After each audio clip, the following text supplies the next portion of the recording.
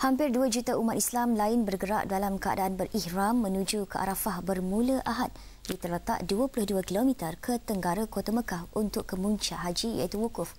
Apakah arti sebenarnya wukuf ini? Dan di talian kita bersama Imam Muda Ashraf untuk mengulas perkara ini. Assalamualaikum Ustaz. Waalaikumsalam warahmatullahi wabarakatuh. Ustaz, terima kasih kerana bersama Israwani pagi ini Ustaz ya. Ya. Ustaz, mungkin Ustaz boleh kongsikan sedikit pengertian kemuncak haji ini iaitu wukuf sendiri Ustaz. Baik, sebenarnya dalam haji ini apabila disebut tentang haji, Nabi akan sebut haji itu al-hajj Arafah. Haji itu sendiri adalah perhimpunan di Arafah. Maka kalau kita tengok jarak Mekah dengan Arafah lebih kurang 20 hingga 22 km. Arafah bermaksud arif, mengetahui, hendak mengenali. Kalau kita tengok wukuf pula, wukuf bermaksud macam wakaf, berhenti, berdiam, duduk sebentar. Maka kalau kita gabungkan kedua-duanya, seolah-olah kita berhenti sebentar, duduk sebentar untuk mengenali siapa kita. Maka kita akan berada di padang Arafah, satu padang yang dalam dunia ini tidak pernah satu tempat pun yang Allah wajibkan bagi orang yang berkemampuan untuk berkumpul melainkan di padang Arafah.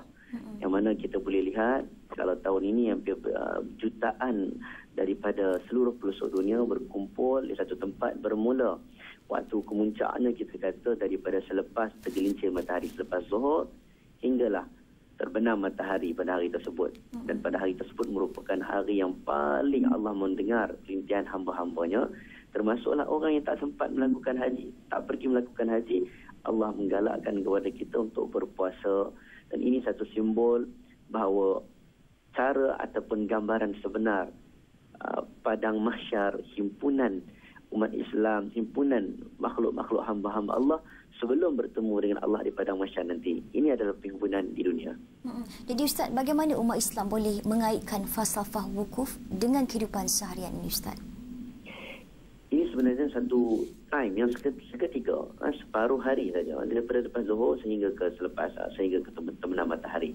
Maksudnya boleh kaitkan dengan kehidupan. Kita datang dalam keadaan semuanya sama.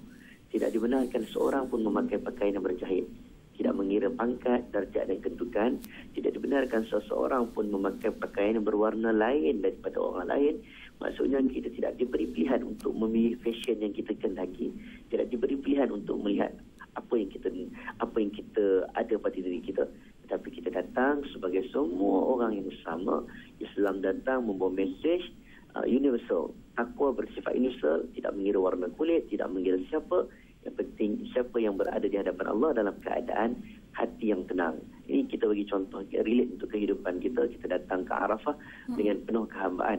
Satu hari nanti kita akan bertemu dengan Allah dalam keadaan kita kehambaan. Sama saja, tidak mengira warna kulit, tidak mengira kedudukan. InsyaAllah Ustaz, mudah-mudahan kita mendapat keberkatan dan juga kenikmatan menjelang Hari Raya Aidilahi esok Ustaz. InsyaAllah. Ustaz, terima kasih Ustaz kerana sudi meluangkan masa sekali lagi Ustaz. Baik, sama-sama. Assalamualaikum Ustaz. Assalamualaikum. Itu tadi kita bersama dengan Ustaz Imam Muda Ashraf dan jangan ke mana-mana.